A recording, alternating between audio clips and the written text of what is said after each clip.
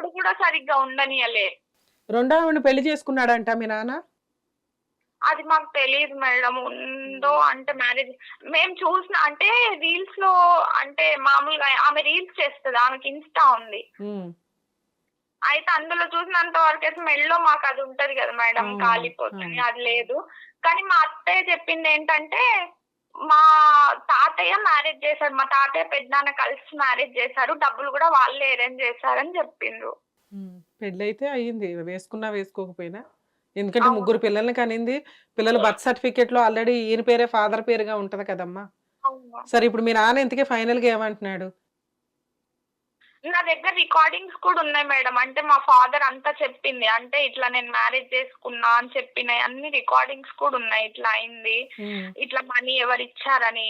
అసలు మా పెద్దనాన్న ఏం చేశారు? మా తాతయ్య ఏమన్నారు? అన్నీ నా దగ్గర రికార్డింగ్స్ కూడా ఉన్నాయి. నేను రికార్డ్ చేసి పెట్టా మా డ్యాడీ వాయిస్. అలాగే అంటే అమ్మా మళ్ళీ మేము వింటాం గానీ, అసలిప్పుడు ఫైనల్‌గా మీ నాన్న ఏమంటున్నాడు?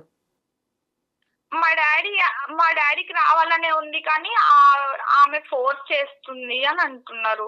నేనేమన్నానంటే మా మమ్మీ ఇది కూడా అంది. అక్కడ అంటే పోలీస్ స్టేషన్‌కెళ్ళినప్పుడు మా మమ్మీ ఇది అంది. "నీ పిల్లలు అంటున్నావు కాబట్టి నువ్వు కష్టపడు. నువ్వు కష్టపడి వాళ్ళకి డబ్బులు పంపివ్వు. నేను కాదనను. దానికోసం నేను ఆపను" అని కూడా అంది. కానీ మాతో ఉండు అని అంది.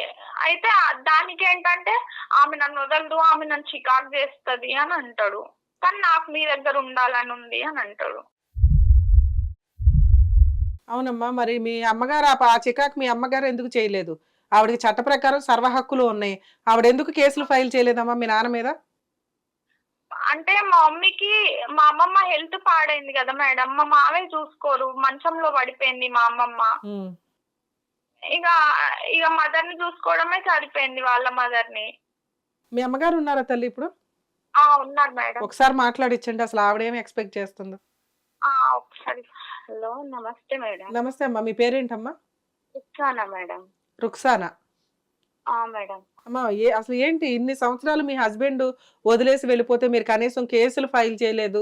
పాప మెయింటెనెన్స్ అడగొచ్చు. ఒకసారి పోలీస్ స్టేషన్‌లో కంప్లెయింట్ ఇచ్చారు, ఊరుకున్నారు. అదేమన్నా ఎఫ్ఐఆర్ అయిందా? ఎఫ్ఐఆర్ చెయ్యనన్నారు మేడం అప్పుడు. నేను ఎందుకమ్మా? వెళ్ళాను పోలీస్ స్టేషన్‌కి. వెళ్ళినప్పుడు ఈ సార్ వాళ్ళతో మాట్లాడాను. ఇక్కడి నుంచి అక్కడ మహబూబ్ నగర్‌లో ఉన్నారని చెప్పారు ఆ! మా ఆడబిడ్డ వాళ్ళు. ఆ! నేను డైరెక్ట్ ఇక్కడ సార్‌తో మాట్లాడి, సీఏ గారితో మాట్లాడి, ఇక్కడ సీఏ గారితో, అక్కడ సీఏ గారితో మాట్లాడిపిచ్చి, అక్కడికెళ్ళి ఎక్కడైతే ఉన్నారో ఆ రూమ్‌కెళ్ళేసి ఆయనని తప్పిచ్చేసారు అక్కడి నుంచి. ఓకే. తప్పిచ్చేసి నువ్వు మళ్ళీ అతన్ని తర్వాత రెడ్ హ్యాండెడ్‌గా పట్టుకుందాం అనుకున్నావు. ఆయన ఆ! తప్పిచ్చేసి పారిపోయాడు.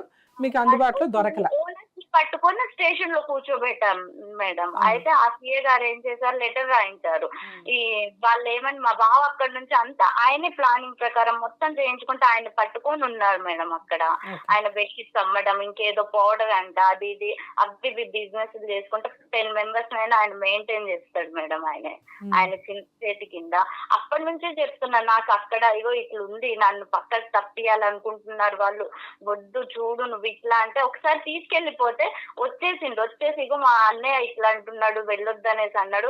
దొంగతనంగా మళ్ళీ నేను ఇక్కడికే వచ్చేసాను అని చెప్పేసి అన్నాడు. హ్మ్. ఆ తర్వాత అక్కడికెళ్ళిన తర్వాత లెటర్ రాసి వాళ్ళు వారం తర్వాత మీ ఆయన మీ దగ్గరకు వచ్చేస్తారని మా బావ చెప్పి ఆయనతో రాయించిన తర్వాత అక్కడ నాకు ఉండడానికి ఏం లేదు. నేను ఒక్కదాన్నే వెళ్ళాను మేడం అక్కడికి మహబూబ్ నగర్‌కి. ఓకే. పాపని ఇక్కడే పెట్టేసి నేను అక్కడికెళ్ళాను. ఎళ్లి ఆ సార్‌తో మాట్లాడితే ఆ లెటర్ రాసిన తర్వాత ఇంటికొచ్చాను. మళ్ళీ 1 వీక్ తర్వాత సార్ నాకు నంబర్ ఇచ్చారు. హ్మ్. ఏదైనా అయిన తర్వాత నాకు ఒకసారి కాల్ చేయమ్మా అని. అయితే సీఏ గారికి మళ్ళీ రాలేదు. రాకపోతే నేను సార్‌తో ఫోన్ చేస్తే సార్ కొంచెం ఇది ఇట్లా లీవ్ అవసరం లేదులేమ్మా. నువ్వేదో ఇవ్వబోతున్నారంట. పోలీస్ స్టేషన్‌లో కంప్లెయింట్ ఇచ్చావు. ఆయన ఆ! వస్తానన్నవాడు వచ్చేయొచ్చు గదా! అవతల అమ్మాయిని తేల్చుకొని. ఏదైనా ఆవిడ కేసులేస్తే కోర్టుల చుట్టూ తిరగాల. భార్య అయితే పిల్లలకి అక్కడ న్యాయం చేయాలనుకునేవాడు వచ్చేయొచ్చు కదా! ఎందుకు రాలేదు? అయితే ఆ తర్వాత నేను ఫోన్ చేస్తే మళ్ళీ అతన్ని తీసుకొచ్చి స్టేషన్‌లో కూర్చోబెడితే, మళ్ళీ వీళ్ళు కాల్ చేసి నాకు ఆయనని అక్కడి నుంచి పంపించేసేయి. నేనొచ్చేస్తున్నా. ఆయన్నక్కడ ఉంచొద్దు. అది ఇది వాళ్ళు ఇది చేశారు, అది చేశారు అని చెప్తే నేనన్నా నువ్వు ఇక్కడికి రా. అప్పటి వరకు ఆయన్ని అక్కడే ఉంచాలి. నువ్వు రాంది మాత్రం ఆయన పక్కకెళ్ళొద్దు. అని ఆయన రాంగానే ఆయనని పంపించేసిన తర్వాత ఈయన ఒక 6 రోజులేమో ఉన్నాడు మేడం. హ్మ్. ఉండేసి నేను స్టేషన్‌కి తీసుకెళ్ళిన సీఏ దగ్గరికి మళ్ళీ. ఓకే. తీసుకొచ్చిన వెంటనే వెంటనే మళ్ళీ ఇట్లనే కాముగా ఉండొద్దు అని చెప్పేసి స్టేషన్ కి తీసుకెళ్లి, సార్ చూడండి సార్ ఇట్లా అని చెప్తే, నేను ఇట్లా ఇగో ఇట్లా అక్కడ ఒక ఆమెతో ఉన్నానని చెప్తే అప్పుడు చెప్పిండు. చెప్తే నేను అన్నా, అక్కడ ఆమెను ఎట్లా ఉంచుకున్నావు నువ్వు, నేను ఇక్కడ ఉన్నాను, మరి నా కూతురు నన్ను ఏం చేయాలనుకున్నావు అనేసి చెప్పేసి అడిగాను డైరెక్ట్ గా. నువ్వు ఉంటేనేమో ఉండు, లేకపోతే కేసు కావాలి నాకు అన్నట్టుగా నేను ఉన్నాను మేడం. అది అట్లా పెట్టేసరికి నేను అప్పటికి ఒక మాట చెప్పాను, తీసుకొచ్చుకుంటానంటే మా ఊరికే తెచ్చుకొని వేరే ఇల్లు పెట్టుకుంటావు పెట్టుకో, కానీ నువ్వు మాత్రం ఇక్కడ ఉండాలి. మాకు మెయింటెనెన్స్ ఏదైతే ఉందో నాకు, నా కూతురికి అయితే నాకు డబ్బులు ఏదో ఇంట్లో కిరాణా అదంతా ఎంత సంపాదిస్తాడమ్మా మీ ఆయన? చెప్తే ఏమన్నారు తెలుసా మేడం, అయితే మాకు ఇల్లు నా ప్లేస్ ఇస్తే నేను ఇల్లు కట్టుకున్నాను మేడం, అందులో తీసుకొచ్చి పెడతా అంటాడు.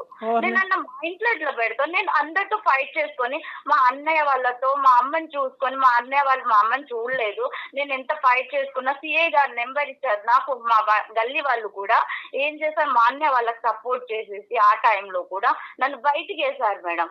నేను ఎప్పటి నుంచి 14 years కాడ నుంచి నేను ఇక్కడే ఉన్నాను, మా అమ్మని వాళ్ళు పట్టించుకోలేదు. ఇద్దరు కోడళ్ళు, ఒక కోడలేమో కర్ణాటకలో ఉంది, మా అన్నయ్య వాళ్ళేమో అక్కడ ఉంటారు, ఒక్క అన్నయ్య ఇక్కడ ఉంటాడు. ఆయనకి మ్యారేజ్ చేసిన తర్వాత ఆమె వాళ్ళ భార్య మాటల్లో ఉండి ఆయన కూడా మాకు వ్యతిరేకంగా అయ్యి గల్లీ వాళ్ళతో ఫైట్ చేస్తే మా అమ్మ ఒకటే మాట అన్నది, మా నీకు నీ జీవితం ఆగం చేస్తాను, నేను రోడ్డు నేస్తాను, నాకే పట్టుకొని తీసుకెళ్లి నాకు ఈ ప్లేస్ రిజిస్ట్రేషన్ చేయించింది మేడం. మీ అమ్మ రిజిస్ట్రేషన్ చేయించడం వల్ల నీకు ఆల్రెడీ అన్నదమ్ములతోటి గొడవ ఉంది, వాళ్ళు ఎవరు నిన్ను చేరదీయరు, నీకు హెల్ప్ చేయరు. ఓకే, ఇచ్చేసేసరికి రిజిస్ట్రేషన్ అయిన తర్వాత పువ్వులు పెట్టుకొని నేను బండి మీద 3 town దగ్గరే అదే పోలీస్ స్టేషన్ దగ్గర పూలు పెట్టుకునేదాన్ని. పిల్లని బండి మీద పెట్టుకొని తీసుకెళ్లి మా అమ్మని చూసుకుంటా అదే అంటే నేను మా అమ్మ నాకు ఇచ్చేసినందుకు మా అన్నయ్య ఒక్క అన్నయ్య అయినా ఇద్దరు అన్నయ్యలు ఈ ఆడాము ఉంది కదా, మీ అమ్మ మాకు ఏది ఇయ్యదు చేయదు. మా అమ్మ 20 సంవత్సరాలు అయిందని మా అన్నయ్య వెళ్ళిపోయి, అయితే కళ్ళల్లో కనబడుతున్నాడు అది ఇది అని చెప్తే నా దగ్గర ఎంతో అంత అప్పుడు నేను పూలు అమ్మేదాన్ని, నా చేతిలో డబ్బులు నేను అమ్మ కలవరిస్తా ఉంది, కొడుకు అంటుందని చెప్పేసి కర్ణాటక వెళ్ళాను మేడం నేను. వెతకడానికి కదా, ఆయనకు అక్కడ అంటే ఆమెనే చేసాం మేము కోడల్ని. అయితే అక్కడికి వెళ్ళిన తర్వాత వాళ్ళు ఏం చేసిండ్రు, మా అన్నయ్య మాట్లాడేసి నేను కొత్తగూడెం వస్తా అని 20 సంవత్సరాల తర్వాత మా అమ్మ ఎందుకంటే కొడుకు అంటుందని చెప్పి నేను వెళ్ళిన తప్పు నాది, ఎందుకంటే చూస్తానండి అంటే అమ్మ మనసు కొట్టుకుంటానని తీసుకెళ్తే మా అన్నయ్య ఇక్కడికి వస్తా అన్నాడు. సరేలే అని చెప్పేసి వాళ్ళ ఇంట్లో రేషన్ నేనే ఇంట్లో రేషన్ వేయించి నేను ఇంటికి టికెట్లు పెట్టుకొని తీసుకొచ్చా చూస్తా అంటే మళ్ళీ కొత్తగూడెం. అసలు వాళ్ళు గాజులు వేసుకునే అన్నయ్యలా ఆ టైంలో నేను వాళ్ళ ఇంట్లో వేయించి నేను ఇక్కడ తీసుకొచ్చాను మేడం. తీసుకొచ్చేసరికి ఈ ఆడాము ఉంది కదా మా ఇంకో చిన్నన్నయ్య భార్య, ఆమె ఏం చేసింది మా అన్నయ్యకి, నువ్వు ఇక్కడ ఉన్నప్పుడే నీకేదో ఉన్నది తీసేసుకోవాలి చెయ్యాలి ఇప్పుడే పంచుకోవాలి నువ్వు వెళ్ళొద్దు బావా అని చెప్పి మా అన్నయ్య అటువైపు తిప్పేసుకునేసరికి వాళ్ళందరూ మా అన్నయ్య మళ్ళీ నాకు ఇచ్చేసి మా అమ్మతో గొడవ పెట్టుకోవడం. ఒక్క నిమిషం అమ్మా, ఇంత డీటెయిల్ గా అవసరం లేదు. మీ అమ్మగారికి ఉన్నదే ఒక ఆస్తి, అది నీకు రాసేసింది అంతేనా? కాదు, వాళ్ళకు ఇచ్చింది నాకు ముగ్గురికి మేడం, ముగ్గురికి సమానంగానే పంచింది, అయినా కూడా వాళ్ళకి నీకు ఇవ్వడం ఇష్టం లేదు అంతేనా? ఆమెకి ఇష్టం లేదు. ఓకే, ఇక అక్కడితో ఆ గొడవ అయిపోయింది. వాళ్ళకి మీకు ఆల్రెడీ ఫైనాన్షియల్ డిస్ప్యూట్ ఉన్నట్టు లెక్క, ఆస్తి తగాదాలు అది పక్కన పెట్టండి. ఇప్పుడు మీ హస్బెండ్ దగ్గర నుంచి వచ్చే ఆస్తి ఏమైనా ఉందా, మీకు ఏం కావాలి? కాదు మేడం, ఇప్పుడు తను నాతో ఉండి వేరే ఆమెతో ఉంటున్నాడు, అది నాకు ఏమనిపిస్తుంది అంటే నాకు రూపాయి ఇవ్వకపోయిన బాధ, తను తప్పు చేసిండు. ఇప్పుడు అందరి ముందు ఏంటిది మళ్ళీ ఆయన ఏమన్నాడు, అందరి మాటలలో వచ్చేసి నేనే వదులుకున్నా, మీ అమ్మ తప్పేం లేదు, తక్కువ తెచ్చినా ఇంట్లో వండి తినిపించి మమ్మల్ని మంచిగా చూసుకునేది అని కూతురు దగ్గర చెప్పుకున్నాడు మేడం. మరి అలాంటప్పుడు నువ్వు ఈ తప్పు చేసావు కదా, మరి నేను మళ్ళీ ఏమంటాడు, అక్కడ యోగి పాలన ఉంది, అక్కడ వాళ్ళు పోలీస్ స్టేషన్ వెళ్తే ఈమె అక్కడికి వెళ్తే అది చేసేస్తారు ఇది చేస్తారు, నీళ్ళకి అందరు చల్లగా ఉండరు మెల్లగా ఉండరు, ఆమె అసలు చాలా ఇది అది అనేసి అంటా ఉన్నాడు. నేనన్నా అది ఇది అంటే మరి నేనేంటిది, అసలు నన్ను అసలు లెక్కలోకే తీసుకోకుండా ఇచ్చేసినట్టు మాట్లాడుతున్నారు మేడం. నాకు ఎట్లనో బాధ అనిపిస్తుంది. వాళ్ళు చేసిన తప్పు అనిపించేటట్టు కాకుండా నువ్వు ఇంకింకా ఏమైనా ఎక్కువ తక్కువ చేస్తే నేను చావనన్నా చేస్తా, లేకపోతే సిమ్ చేస్తా, మీ కాంటాక్ట్ లో కూడా రానంటున్నాడు. అంటే అంటే వాళ్ళు అంత ఇదిగా నేను అప్పటికి ఆయన ఇక్కడికి వచ్చిన తర్వాత నేను వెతుక్కుంటూ ఉన్నాను. మళ్ళీ వాళ్ళు పోలీస్ స్టేషన్ కి వెళ్ళాను మేడం. అంటే వీళ్ళు ఇటు నుంచి వెళ్ళిపోయినారు, అక్కడ ఎక్కడైతే వెళ్ళిపోవాలో అక్కడ పోయి చేరుకున్నాడు. నేనేం వెతుక్కుంటూ ఉన్నాను. మళ్ళీ తర్వాత ఒక ఏదైతే నెంబర్ ఉందో మళ్ళీ తర్వాత ఫోన్ చేస్తే నేను ఇక్కడ ఉన్నా అని కూడా చెప్పట్లేదు. సరే రుక్సానా గారు, అసలు మీకు ఏం కావాలి ఇప్పుడు? మా షోకి కాల్ చేయడానికి కారణం ఏంటి? మీ డౌట్స్ ఏంటమ్మా? కాదు మేడం, ఈయన ఇట్లా చేస్తున్నాడు, ఉంటేనేమో ఇక్కడ ఉండాలి, లేకపోతే ఆయన తప్పు చేసింది మేడం, ఏదో ఒకటి కేసు అయినా అవ్వాలి అనేసి మేడం. అదేనమ్మా, మీ ఆయన తప్పు ఇప్పటి వరకు అయితే చూసుకోవట్లేడు కూడా, మరి నాకు కాకుండా ఉన్నాడు, అక్కడ ఆయన హ్యాపీగా ఉన్నాడు. అంటే నేను ప్రతి దానికి ఇప్పటి వరకు కూడా నేను ఎన్ని సంవత్సరాలు అవుతుంది ఇట్లనే చేసుకుంటూ నేను నా లైఫ్ నాకు అసలు ఎంత బాధగా ఉందో మేడం. అదే అమ్మా, మీకు లీగాలిటీ ఏముందో చెప్తాను వినండి. ఎందుకంటే ఇప్పుడు మీ హస్బెండ్ తో మాట్లాడడానికి ఆయన ఫోన్ తీయొచ్చు, తీయకపోవచ్చు. లీగల్ ప్రొసీడింగ్స్ మీకు తెలిస్తే మీరు మీ హస్బెండ్ కోసం ఇంత వెంపర్లాడాల్సిన అవసరం ఉందా లేదా, దీని గురించి మనం మాట్లాడుకుందామమ్మా. యాక్చువల్గా మీతో 12 ఏళ్ళు మ్యారిటల్ రిలేషన్లో ఉన్న వ్యక్తి ఏ రోజు కూడా మిమ్మల్ని ప్రాపర్ గా మంచిగా చూసింది లేదు. ఎదురు మీకు అత్త వాళ్ళ ఫ్యామిలీ నుంచి మంచిగా నన్ను స్టార్టింగ్ లో మొత్తం మంచిగా ఇక్కడే ఉన్నాడు. మరి మీరిద్దరు విడిపోవడానికి కారణం ఏంటమ్మా అంత మంచిగా ఉన్నప్పుడు? మా బావగారు మేడం మెయిన్. ఆయన ఏ బిజినెస్ చేసినా మనుషుల్ని తీసుకోవడం, అసలు నా ఇంత దూరం నుంచి చేసుకుని ఈ అమ్మాయి వద్దు, ఆయనే ఇదంతా చేయించింది, ఆయన వాళ్ళ నాన్న వాళ్ళ ఇంట్లో అది వాళ్ళిద్దరికి నచ్చపోవడానికి కారణం ఏంటి? వాళ్ళ ఇంట్లో వాళ్ళే ఇది చేయించి అక్కడే పెట్టారు. ఆమె కూడా మీ మామగారికి మీ బావగారికి మీరు నచ్చకపోవడానికి కారణం ఏంటి? పెళ్ళై 10 ఏళ్ళు నడిచిపోయిన కోడలు మరదల మీద ఎందుకు వాళ్ళకి ద్వేషం? స్టార్టింగ్ లోనే మేడం, ఇప్పుడు స్టార్టింగ్ నుంచే వద్దంటున్నాడు. ఎందుకంటే అక్కడ ఆమె ఉంటే అక్కడ ఆయన బిజినెస్ చేసేదానికి లాభం కావాలి.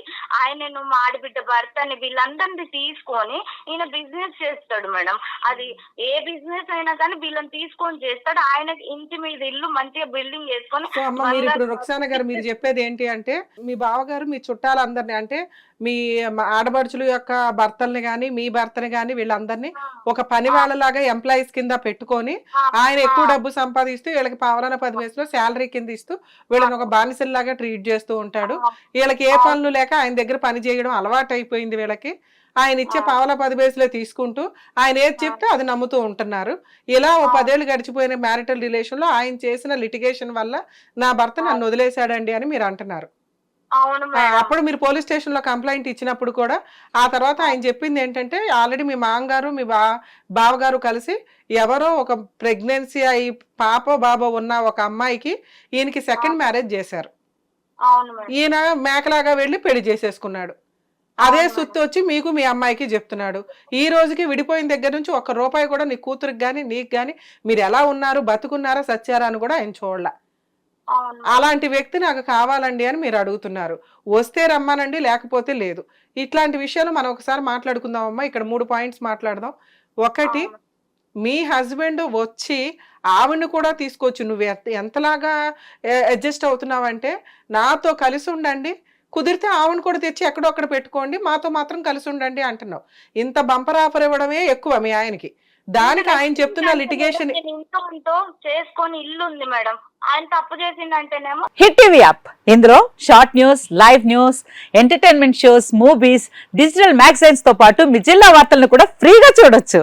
ఇంకెందుకు ఆలస్యం, వెంటనే హిట్ టీవీ యాప్ ని డౌన్లోడ్ చేసుకుని ఫ్రీగా ఎంటర్టైన్మెంట్ పొందండి. Hit TV app. Hit TV app. Please download hit TV app. Hit TV app ని ఫ్రీగా డౌన్లోడ్ చేసుకుని ఎంజాయ్ చేయండి. మీకు నచ్చిన ఎంటర్టైన్మెంట్ కోసం హిట్ టీవీ యాప్ ని ఫ్రీగా డౌన్లోడ్ చేసుకుని ఎంజాయ్ చేయండి. హిట్ టీవీ యాప్ ని డౌన్లోడ్ చేసుకుని ఆస్వాదించండి, ఆశీర్వదించండి. ఇంతమంది సెలబ్రిటీలు హిట్ టీవీ యాప్ ని డౌన్లోడ్ చేసుకోండి అని చెప్తున్నారంటే ఎంత మంచి యాప్ ఆలోచించండి.